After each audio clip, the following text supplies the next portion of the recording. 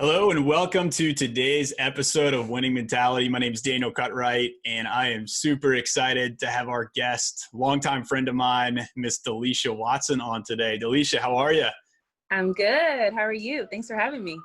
Absolutely. So excited to have you on here. And Delesia has been super successful in her own right. You are self-employed, started your own business. You're now a YouTuber / podcaster. You're working on a book. We'll talk about some of the other pieces of your background, but have done quite a few things. And one of the things I love about you, Delesia, is just, and I think people love being around you, is just always your joyful spirit. You're so good with people and just always have that positivity about you. And so excited to kind of dig in and talk a little bit about your background today. I'd love for people just to be able to get to kind of know you, and I'll maybe ask a few questions, but maybe we can start there is if you want to just kind of give people a little bit about your background, upbringing, and maybe we'll dive into some of what you're doing now. Yeah, sure. So you and I are both from the same small town, Louisa County, Virginia. I actually moved to Louisa our freshman year of high school. I was born in Norfolk. I was raised primarily in Suffolk, Virginia, which is in the Tidewater region. And then my family moved to Louisa when I was 14. And that kind of like gave me a fresh start in life at, my old years of 14. But I had some tough experiences in school back when I was in Suffolk. And so moving to Louisa was kind of the blank canvas that I really needed to not really reinvent myself, but I had gone into a shell of who I was. I wasn't as upbeat and outgoing and just, I don't know, I guess optimistic and fun as I was because of some of the experiences that I had. And so moving to Louisa was probably the best thing that could have happened to me and my family. So I'm really grateful for that.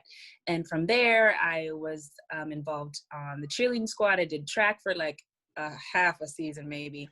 I was on the soccer team, and I ended up winning Miss Louisa our junior year of high school. And that kind of launched me into years of competing in pageants.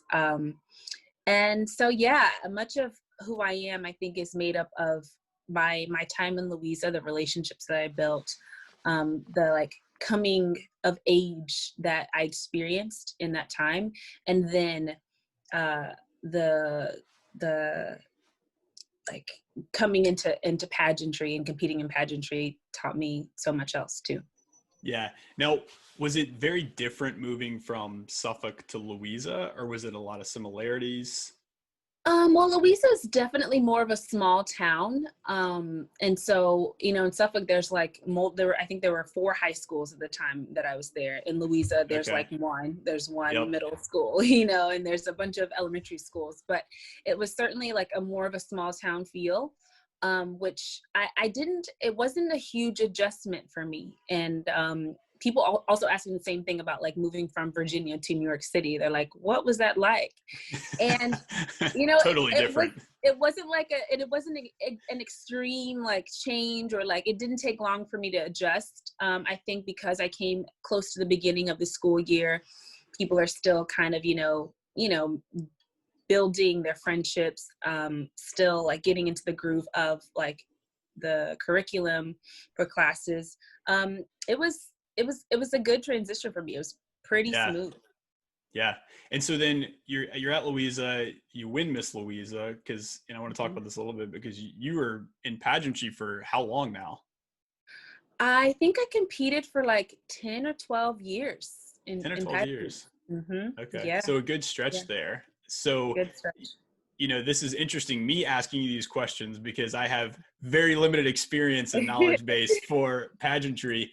But so talk about maybe somebody that's not that familiar, what was it like? Because I think a lot of times people see maybe just the glitz and glam, or the finished product, but surely there was a lot of hard work that went into that. And I guess what was it about it that attracted you to stay in doing that so long? Yeah, so as you were speaking, I was thinking of like people see this one night. They look at Miss America or they look at Miss USA and what happens on the stage, but there's so much more that goes into it. Like some women, prepare and compete for years before they win their state title. Some women, are just lucky and win on their first try. But no matter what, you're preparing for that journey or for that local title. And it's really like a journey of self-discovery, because in every pageant, well, in most pageants, there is an interview portion. And so whether you have 1 minute or 10 minutes, you have to somehow convey to these judges who you are and why you're the best woman for the job, which is challenging, especially if you're only doing this in 1 minute. I've done pageant interviews where it's like round robin and you meet with 6 or 7 judges for 1 minute at a time each. And I've also done panel style interviews where all 5 or 6 of them are sitting right there and they're just firing questions off at you. So much of it is preparing for that interview. And there's also, in some systems, there's talent. In some systems, there's swimsuit. There's also evening gown, on stage question, which the audience gets to see. But apart from that, there is so much work that goes into getting to that moment. And I think that's where most pageant contestants really grow.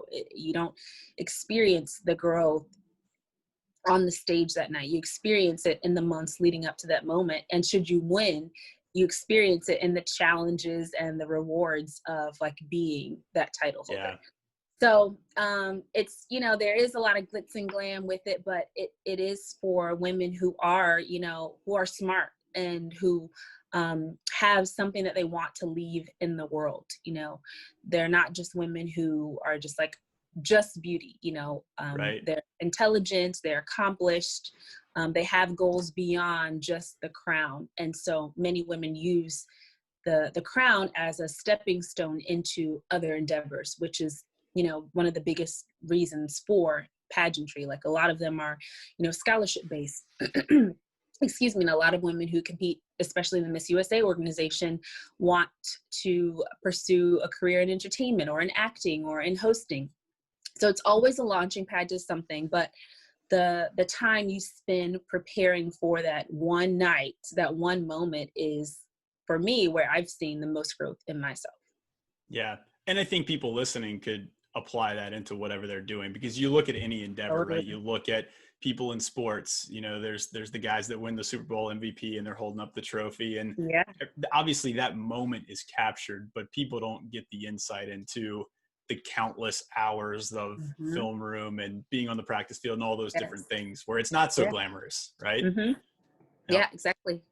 Yep. And then you mentioned too, discovering yourself and I guess discovering things that you're passionate about along the way. I mean, what did those things look like as far as, are there causes that kind of were birthed out of that for you that you're still passionate about today?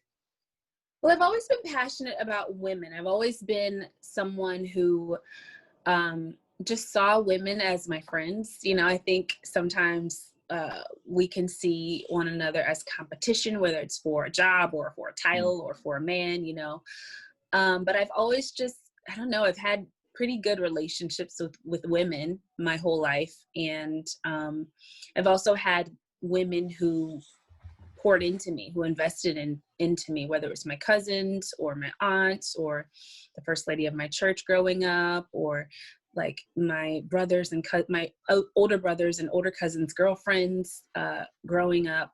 And so I've always been passionate about women in general, encouraging them, but especially about the next generation and pouring into them and encouraging them. So I do that like on a personal level. And so it was always my mission to do that on a larger level as as a local or state title holder. And even now, not having won, my state title, not having won Miss USA, that dream, that desire, that calling doesn't end there. It's still something that I'm, passionate about. But you did well at the state level too. You were second in Miss Virginia? I was first runner-up, which means second place twice. Okay. Yeah. Twice. Wow. Twice. Which is a huge accomplishment. Totally. It is. Yeah. Yeah. That's awesome. So, and I want to talk about, obviously being passionate about empowering women and Mhm. really helping women see their potential, help them realize that, hey, you have more friends than enemies, you know, you can really make that happen. That was Yeah. kind of what birthed the YouTube channel that you started. Yeah. Is that right? Uh-huh. Yeah. So Yeah. talk about that a little bit. Yeah, so I started the YouTube channel because of, the women who had made an impact in my life, who had taught me things about, how to be poised or how to be polished or how to carry yourself well, and also just life lessons. And, I can talk to my friends all day long. I can talk to, my younger pageant sisters that were my teens or my preteens. I can talk to them and I can share on my, on my Instagram and other social platforms. But I think that my speaking and like me being on video is a much different experience from like me in a photo, or me in a text. And so I was like, I want to share the things that I'm learning, the ways that I'm growing, the experiences that I've had. I want to share it with more women. And, with YouTube, you never know how many people are going to watch your videos or if, it's going to be successful or not. But I had been wanting to do it for a while. I'd kind of been talking myself out of it. Like, it's too saturated, like who's going to listen to me? But I finally was like, I have experiences, I have things to share, and I can't like put it off anymore. So Yeah. I started a YouTube channel last month, and it's by my own, standards, it's going well. It's phenomenal. I've watched a couple of your episodes on there and absolutely love it. I think it's funny because Thank you. when I started this podcast, I kind of had the same thought of like, okay, well, like how many people are really going to listen and watch that? But it's so crazy because I'll see people randomly out and about. And they're like, hey, I listened to one of your episodes of your podcast. I was like, what are you So talking awesome. about? Like, how did you even find Yeah. that, But that's so cool. So Mhm. you mentioned being able to communicate effectively Yeah. in kind of the process of preparing for these pageants, answering questions and things like that. You're a Mhm. phenomenal communicator. It's easy to see that. So what would be, I guess, some tips as far as like when you think about being an effective communicator, what comes to mind for you with that? Because I think that's a skill that everyone can benefit from. Yeah. I think the first thing is like not expecting perfection. Like Hmm. I think when people think about communicating and they think about, giving speeches or what have you, they think that like if they mess up or they, uh, stumble over their words, that's a failure, or that they're not doing well. And that's not true. I think I think the best speakers are people who are just themselves and are like comfortable in their humanity. Like, oh yeah, I just said that, but scratch that. What I meant to say was, like in Yeah. being okay with saying and doing that, it shows a level of confidence, and it shows like that you don't take yourself too seriously, because the biggest thing about speaking about and about communicating with people is that relatability, like making them Yeah. feel warm or making them feel empowered or educating them or inspiring them to something. And so it is about what you say. Like the words that you say matter, but that's like, I don't know, I took a communication class and I can't remember the exact percentage, but I think it's like 15% of what you say, and like Yeah. 85% is like how you say it and your like body language, like while you're saying it. So it sounds like simple to say, but like relax and like Yeah.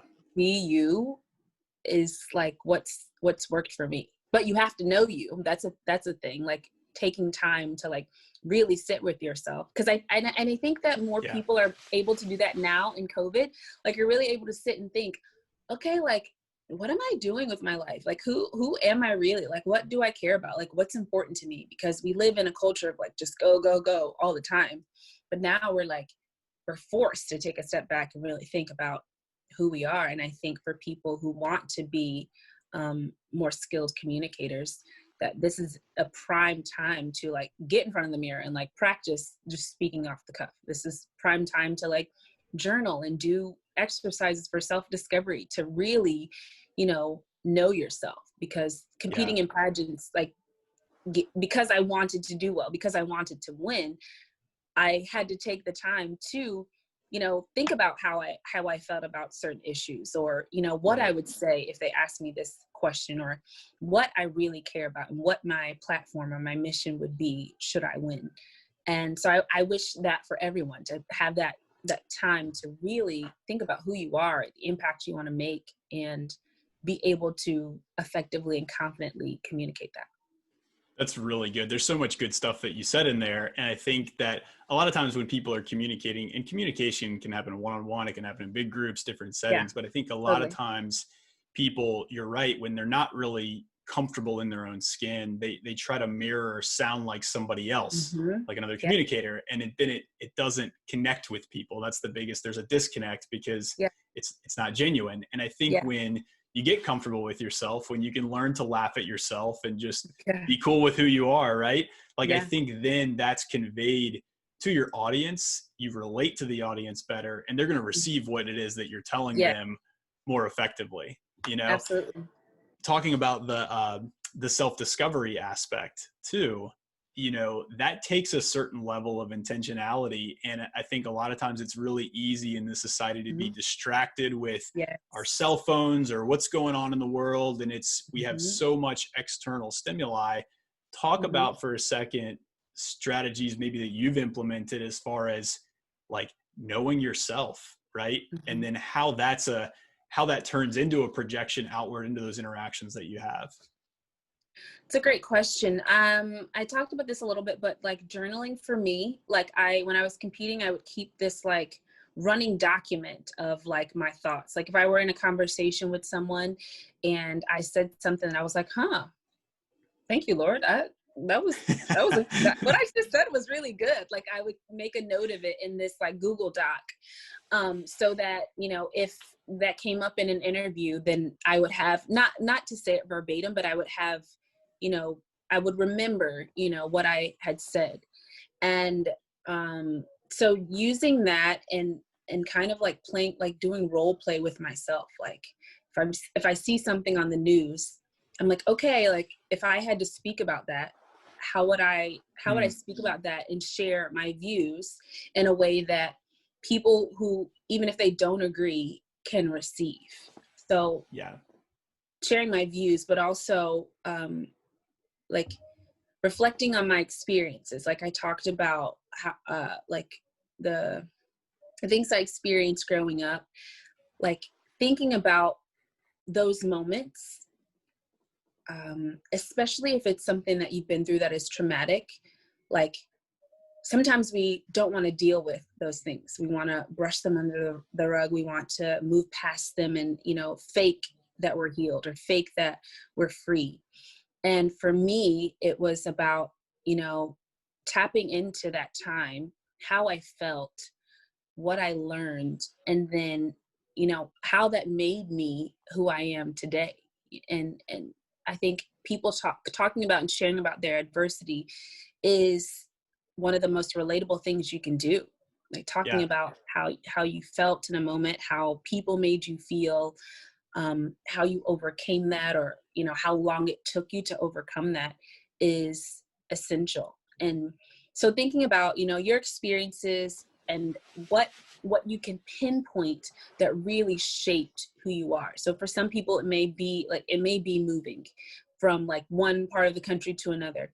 For some people, unfortunately, it may be something like a divorce, or it may be a Right. death in the family, or it may be, for some kids, it's traumatic getting a younger brother or sister because they're used to being the only child, and there are many experiences that shape us. And so tapping into them, like taking the time, like you said, to not be distracted and to really think about what has happened in my 20, 25, 30, 35, 40 years of life that has shaped me. What have I dealt with? What have I not dealt with that I'm still carrying, or I'm still harboring? What unforgiveness is still in me? What's going on in there, Yeah. and therapy is good for that too, but I think you can also take the time to sit and do that with yourself, because people go through life every day not really knowing who they are. Yeah. They're influenced by their friends, they're influenced by the media, they're influenced by their parents even, and don't really get to know themselves. And it takes time alone. It takes silence, and it takes focus to really do that. Yeah, 100%. You mentioned something in there along the lines of communicating with people that may have different views than you, and Yeah. being able to convey a message in a way that you'll still connect with those people.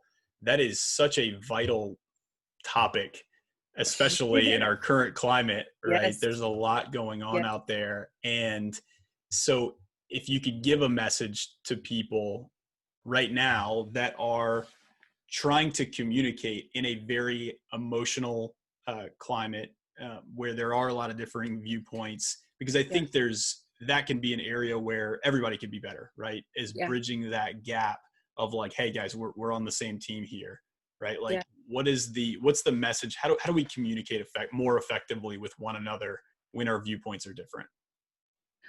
I think we first have to be better listeners. I have been guilty of approaching someone in a conversation and assuming what their viewpoints are, Yeah. assuming because they look a certain way or because they even dress a certain way that they have a certain viewpoint. And it is exhausting to like approach every single person in a new and fresh way when especially for Black people who are consistently having the same conversations over and over again about systemic racism or about police brutality. I do believe that we win more people with love and with kindness and with the proverbial honey over vinegar, I think they say. Yeah. So I think approaching people with a mindset of humility and listening to hear their perspective before we share our perspective or before we assume the worst about them is key. I think that we can feel like everyone who doesn't look like us or who doesn't think like us is against us, and that's not really true. Right. And I think that so much of what we want is tolerance, like on both sides, whether it's conservative or liberal, Black or white. People want other people to be tolerant, but what I've seen is that the people who cry the loudest for tolerance are some of the people who are the least likely to be tolerant. And the people who are, the quickest to name call when you don't agree with their views. And even if it's, something that's based on your faith, it's like, Yeah. well, how could you trust this book that is thousands of years old? Or, how can you have that view in 2020? And so I'd say that as much as both sides want tolerance, both sides and all sides really can do a better job with being tolerant, with being open to really hearing other people's viewpoints and like empathizing with the experiences of people whose views are different from yours, because we all arrive at what we think and what we believe because of our surroundings, because of how we Right. grew up, or because of our friendships, because of our experiences, whether it's something traumatic or all of it is because of our lived experience. And so when we approach people in a way that like denies that, then we're denying a part of them. And I don't think that that's what most people who are trying to have good hearts want to do. Yeah. So well said. That was really, really good insight and wisdom there. No. And I think you hit on some key areas there, just as far as being empathetic, as far as listening first and really seeking to understand people's perspective in their heart. Yeah. I tell people all the time, it's, I did a lot of travel with one of my last positions to different countries all over the world. And it's really easy before you're going to a country, or if you've never been, to have a perception about what you think it's like. But until you've been there, you don't actually know, until That's you've great. sat down and interacted with those people. Yeah. And it's always been one of the best parts about travel for me, is interacting with the people in those countries, in places like China or India. And you realize that, hey, these people, they laugh at the same jokes, their family lives are really not that different Yeah. We're all people. And I think those types of experiences can create a level of empathy. And that's what we need, right? Like all in all, like most of us are really not that different. I think at the end of the day, a lot of us want the same things. We just have sometimes different mindsets about how we arrive there. And, Yes, and absolutely. so, and that's valuable, right? It's valuable to have different perspectives, but it's the ability to be Mhm. able to talk through those perspectives without getting offended so quickly, and really seeking to understand, like you said, how did that person arrive at this, thought process based on their lived experiences, because their lived Mhm. experiences might have been different than mine, right? Yeah, Yeah. absolutely. So shifting gears here a little bit, that was a great topic. I would love to hear when you first went into business for yourself, because there's a lot of people that they approach this chasm of like, okay, I want to go into business for myself. I'm thinking about starting a business. There's a lot of fear there, a lot of uncertainty there. Talk about that. Like, what caused you to make that leap? Was it scary, right? Yes. I was telling a friend about this earlier who just like needed some encouragement because she's in a transitional season. And so I was like, girl, I was there just a year ago. I was on staff at my church, and I was working for a nonprofit through my church at the time.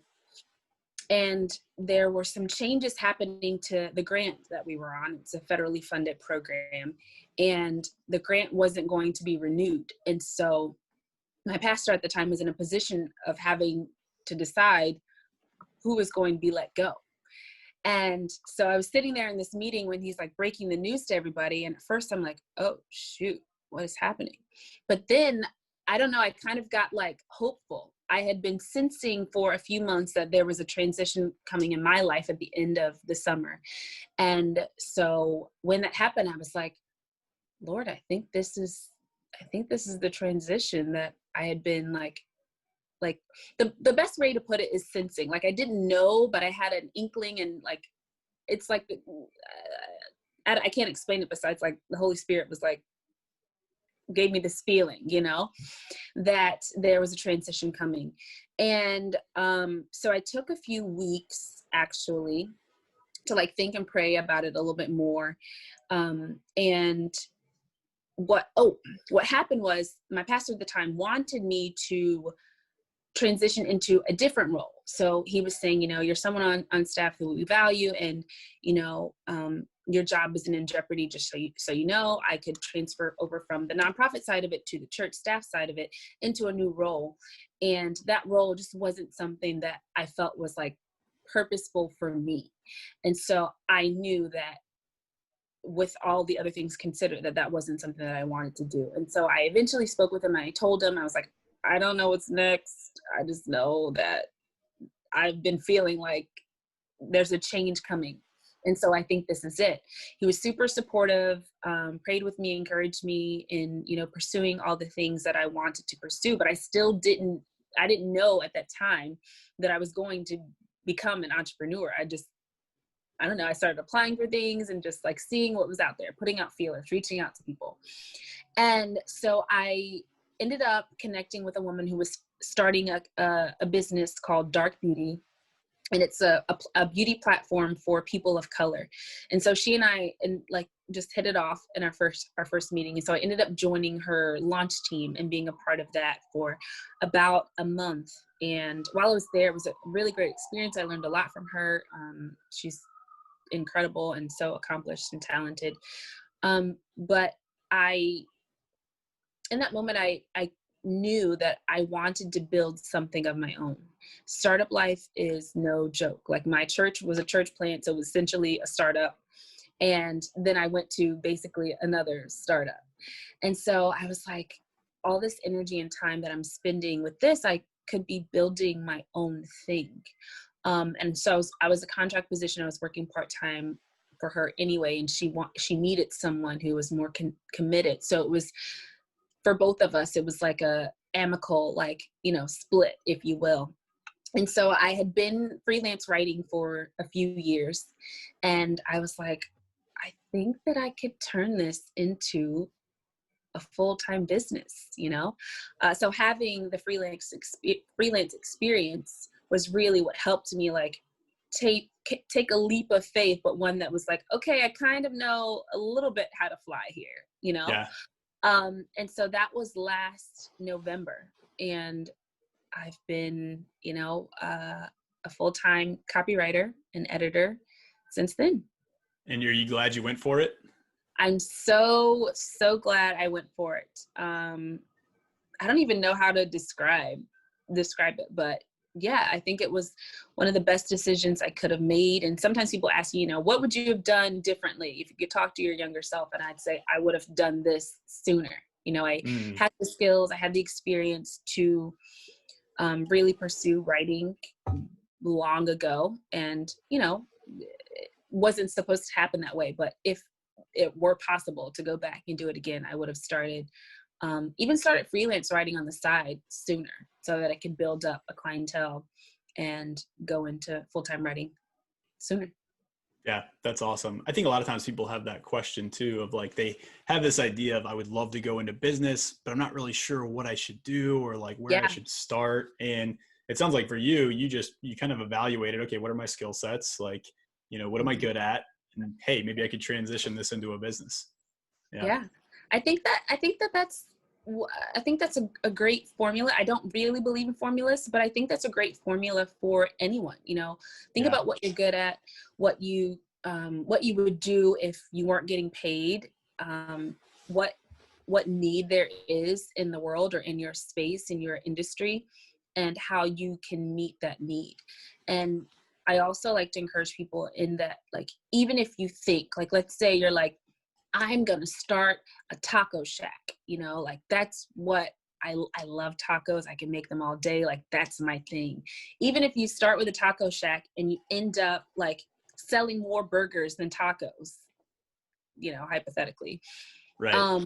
It was the tacos that got you to the burgers, So sometimes the first thing that you start doing isn't the thing that you're going to end up doing, but it's the thing that leads to that. And I think so often we can be committed to the tacos. No, like tacos are my calling. Like I'm supposed to be selling tacos. Why are people buying burgers? Like, but if that's the need and people like, they love your burgers and burgers are selling, out the wazoo, take notice of that and be okay with so much of entrepreneurship is like pivoting or, being flexible and taking a shift. So that's my encouragement. Like start somewhere, but don't think that that's where you're going to end, because it may not be.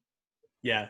Be flexible to the path once you're started. That's so good. And I think that's really good mindset for even people. A lot of times they'll think, well, I went to school for this, I have this degree, so now I have to do something in this field. And oftentimes you find out along the way, like you said, there are things that you're good at. You connect with different people that open doors that you maybe didn't even think about this thing here. And like if there's a need where you can make a bigger impact doing something else, like be okay pivoting with that, right? Yeah, go for it. Oh, that's so cool.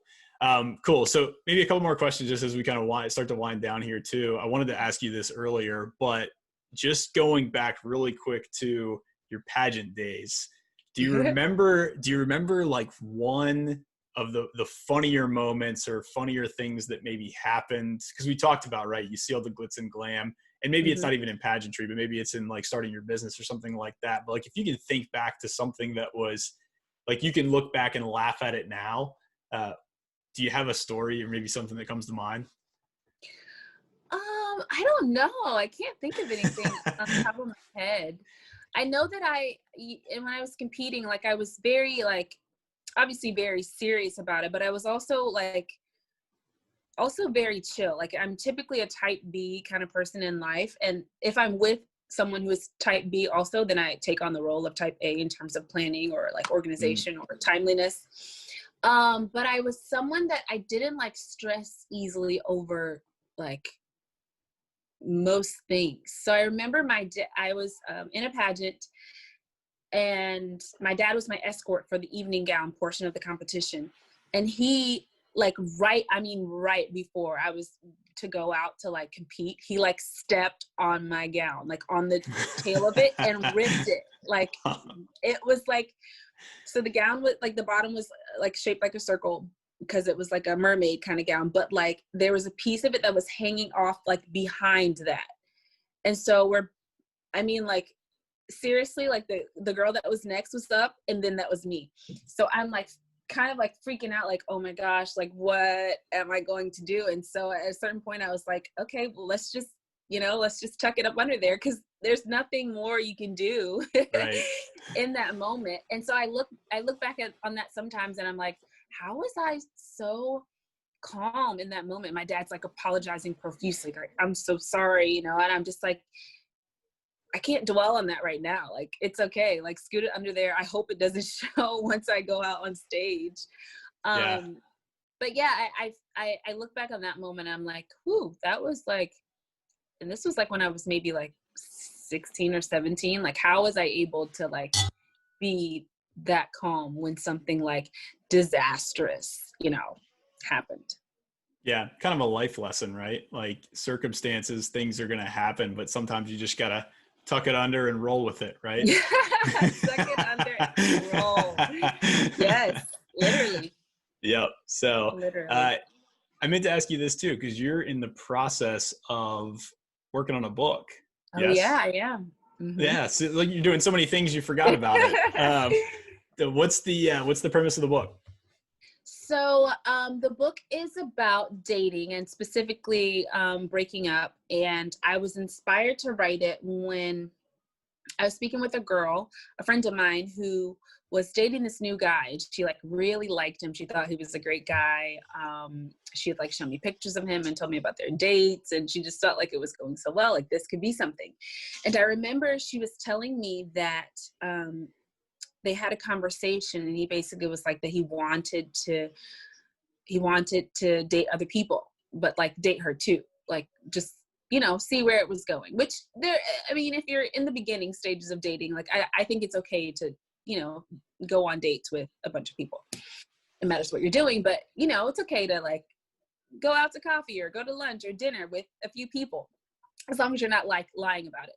So he said that to her, and she said that she told him like that wasn't what she was looking for. Like, she's someone who wants to be in a relationship that could lead to marriage, and that, even though that's what he was okay with, that she wasn't. And so I was kind of floored. I was like, oh my gosh, girl. Like, I know so many women, and I've been a woman who like in that situation would have been like, yeah, like that. Yeah, let's do that.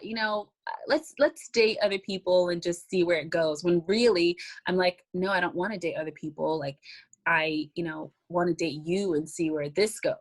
And so I was telling her how proud I was of her. And in that moment, I knew I have to write a book to encourage women to end relationships, not only like this, but relationships that just aren't going anywhere. Like, you've been dating for like 10 years and like he's still not sure if he wants to marry you, or he's being unfaithful, or just not treating you the way that you want to be treated, or you're not being supported, or in worst case, if it's abusive, whether it's emotional abuse, I've experienced that, or mental abuse, or physical abuse. I think a lot of times women stay in relationships stay in toxic relationships because of the stories we hear, where like eventually they get the ring, and eventually he stops cheating and becomes the man that she always thought he was. But I'm like, what about all the trauma that you experience? What about all the nights you spent crying? What about the children you brought into the world, into this chaos that you could have avoided? And so my encouragement is to think about your future, where you see yourself going. Is he going where you see yourself going? Does he want what you want? And would you want this man to be the father of your children, and help you create a legacy? Like, is this someone with whom that you'll be willing to create a legacy? And you don't always know this on the first date or second date, or in the very beginning, but I think that our families would be strengthened if we were more intentional in the beginning about who we let into our lives, and if we very politely kick some people out who just aren't meant to, or aren't worth staying. Yeah. So good. Delesia, you've got such talent and ability, and just, I know you're going to help a lot of people doing what you're doing. And so super thankful for just you as a friend. And as we wrap up, kind of one more question I'll ask is just maybe, what are you excited about moving forward? I'm excited for this new season. I'm like, coming into my first year of entrepreneurship. And so I'm like, kind of getting the hang of it. I think what I do is different in that I don't have a brick and mortar store. I don't have inventory. As long as I have my laptop and Wi-Fi, I can work. And so the learning curve has been a little bit, different for me than I think it would be for, if you're creating a taco shack. But I'm excited for the growth I've experienced over the past year and what I've been learning, and, what God has been showing me about himself, about myself, about the world, about,